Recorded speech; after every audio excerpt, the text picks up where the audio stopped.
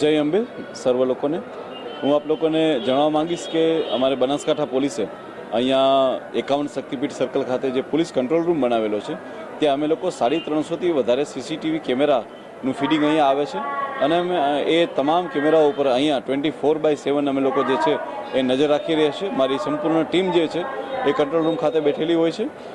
ખાસ કરીને એવો સમય કે જ્યારે મંદિર શરૂ થવાનું હોય, આરતી સ્ટાર્ટ થવાની હોય, એટલે કે સવારે 5 થી 7નો પીરિયડ અને સાંજે જે છે એ સાંજે પણ 5:30થી લઈ અને 6:30 સુધીનો પીરિયડ જે હોય છે કે જ્યારે ઘણા બધા લોકો એક જગ્યાએ ભેગા થઈ જતા હોય ત્યાં પિક પોકેટિંગના બનાવો, બીજા કોઈ બનાવો અને લો એન્ડ ઓર્ડરના બીજા કોઈ પણ બનાવ ના બને એના માટે થઈને પોલીસ પ્રિકોશનરી એક્શન લઈ એના માટે થઈને પોલીસ બેઠી હોય છે.